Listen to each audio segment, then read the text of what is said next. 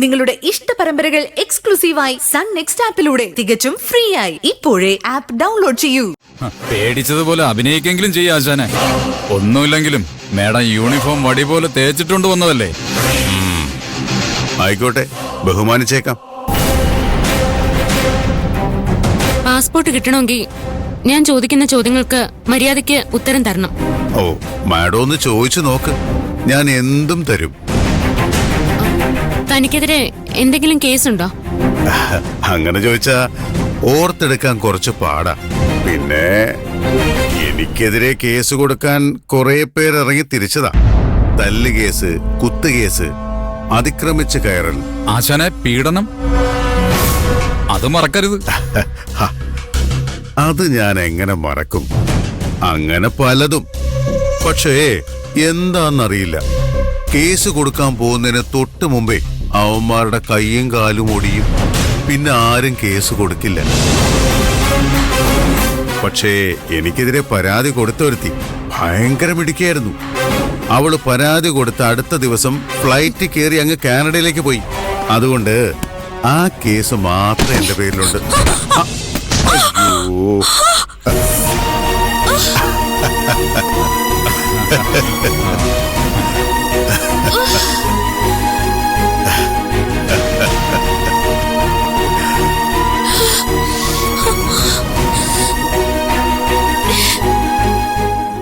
ഈ നിസാര കേസിന് എന്റെ പാസ്പോർട്ട് തരാതിരിക്കുന്നത് ന്യായമാണോ മാഡം? ഈ പാസ്പോർട്ട് വെരിഫിക്കേഷനൊക്കെ വെറുതെ ഒരു ചടങ്ങിനല്ലേ മാഡം? എന്റെ പേരിൽ കേസൊന്നുമില്ലാന്ന് അങ്ങ് എഴുതി കൊടുക്കുന്നേ. ഇനി അതല്ല, സത്യസന്ധയാകണമെന്ന് വല്ല വാശിയുണ്ടെങ്കിലേ മാഡം വളരെ വലിയ വില കൊടുക്കേണ്ടി വരും. ആശാൻ വെറുതെ മേഡത്തെ പേടിപ്പിക്കാതെ. ഇപ്പൊ തന്നെ വിയർക്കാൻ തുടങ്ങി. ഇനി എന്തെങ്കിലും പറഞ്ഞാലേ ബോധം കൂടി പോകും. മോളെ, ആലോചിച്ചൊരു തീരുമാനം എടുത്തു. എനിക്കെതിരെ നീ റിപ്പോർട്ട് കൊടുത്താൽ നിന്റെ കാര്യം പോക്കാം. ആണുങ്ങളായിരുന്നെങ്കിൽ ഞാൻ അടിച്ച് കയ്യും കാലും ഒടിച്ചേനെ. നീ പെണ്ണായതുകൊണ്ട് ശിക്ഷ അതുക്കും മേലെയാകും. എഴുന്നേക്ക്.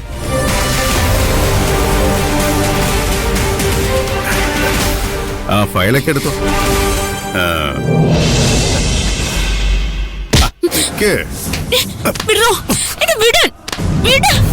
ഒന്നടങ്ങടി. കാക്കിയിട്ടെന്ന് കരുതി നീ സുരേഷ് ഗോപിയൊന്നും ആവില്ല. നീ വെറും പെണ്ണ. ആ ഓർമ്മ നിനക്ക് എപ്പോഴും ഉണ്ടാവണം കേട്ടോ. ഓക്കോ?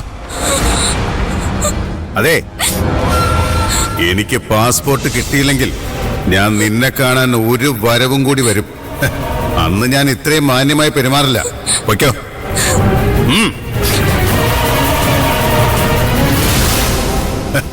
പെണ്ണ് ശരിക്കും പേടിച്ചു. പിന്നെ പേടിക്കാതെ. എന്തായാലും ആശാന് പാസ്പോർട്ട് കിട്ടും, ഉറപ്പാ. അത് ഷുവറാ.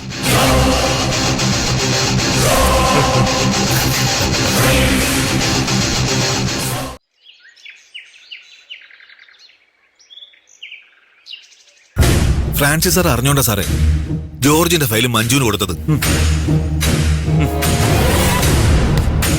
താൻ എന്ത് കാര്യത്തിനാണോ മഞ്ജുവിനെ തന്നെ ഇയാളുടെ അടുത്തേക്ക് പാസ്പോർട്ട് വെരിഫിക്കേഷൻ അയച്ചത്? അതെന്താ, മഞ്ജുവിന് വെരിഫിക്കേഷൻ വിടാൻ പാടില്ലെന്ന് വല്ല നിയമമുണ്ടോ? നമ്മൾ ചെയ്യുന്ന അതേ ജോലി തന്നെയല്ലേ അവളും ചെയ്യുന്നത്. എടോ, ജോർജ് എത്ര വലിയ ക്രിമിനൽ ആണെന്ന് തനിക്കറിയില്ലേ? അങ്ങനെ ഒരുത്തന്റെ അടുത്തേക്കാണോ ഒരു പെൺകുട്ടിയെ ഒറ്റയ്ക്ക് വിടണത്?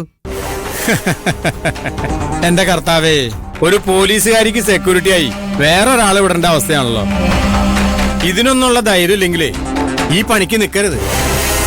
വല്ലവനും കെട്ടി അവന്റെ അടുക്കളയിലേ ഒതുങ്ങിക്കൂടി ജീവിച്ചോളണം.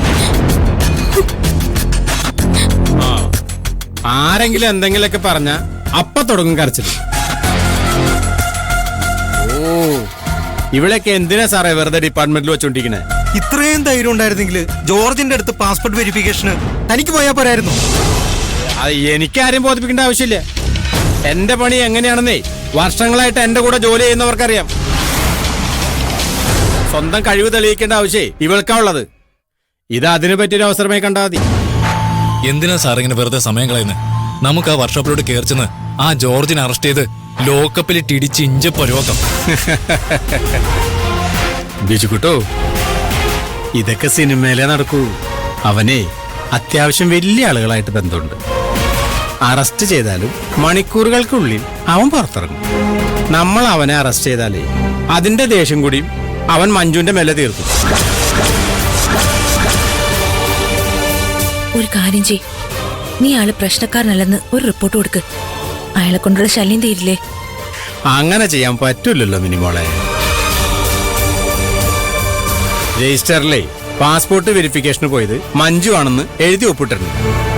ഒരു ക്രിമിനൽ കേസിലെ പ്രതിക്ക് വെരിഫിക്കേഷൻ കൊടുത്തു എന്ന് ഡിപ്പാർട്ട്മെന്റ് അറിഞ്ഞ മഞ്ജുവിന്റെ തൊപ്പി തെറിക്കും.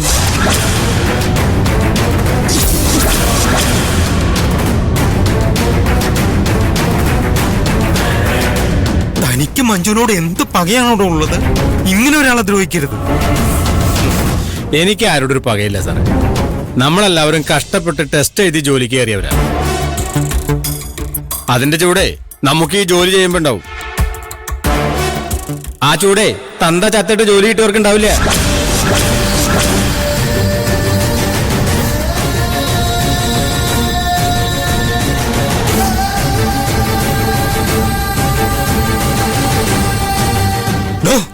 മര്യാദയ്ക്ക് സംസാരിക്കണം. ഓ, എനിക്ക് ഇത്രയൊക്കെ മര്യാദയുള്ളൂ സാറേ. ഞാൻ പറഞ്ഞാൽ ഒരു തെറ്റുമില്ല. നമ്മളെല്ലാവരും പരസ്പരം വിശ്വസിച്ച് വേണം പുറത്ത് ഡ്യൂട്ടിക്ക് ഇറങ്ങാൻ.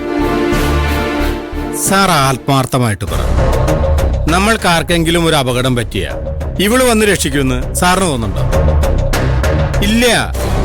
അതാ ഞാൻ പറഞ്ഞത്, ഇവൾക്ക് വേണ്ടി നമ്മൾക്ക് ചെയ്യാൻ പറ്റുന്ന ഏറ്റവും വലിയ ഉപകാരം ജോലിന്ന് രാജിവെക്കാൻ പറയുന്നതാ. ഇത്രയും പറഞ്ഞിട്ടും തലേ കയറുന്നില്ലെങ്കിൽ എല്ലാവരും കൂടി വീണ്ടും ഈ തുമ്പിയെ കൊണ്ട് കല്ലടിപ്പിച്ചോ? അയാള് പറയുന്നതൊന്നും നീ കേൾക്കണ്ട. എന്തായാലും ഇത് വല്ലാത്തൊരു പെടലായി പോയി. ജോർജിനെതിരെ റിപ്പോർട്ട് കൊടുത്താൽ അയാൾ വന്ന് പ്രശ്നം ഉണ്ടാക്കും. റിപ്പോർട്ട് കൊടുത്തില്ലെങ്കിലോ ഫ്രാൻസിസ് ഇടപെട്ട് ജോലി കളയും. മോള് എടുത്തു ചാടി ഒന്നും തീരുമാനിക്കണ്ട. റിപ്പോർട്ട് നാളെ കൊടുത്താൽ മതി. നന്നായിട്ടൊന്ന് ആലോചിക്കും. ഞാനും എന്തെങ്കിലും വഴിയുണ്ടോന്ന് നോക്കാം.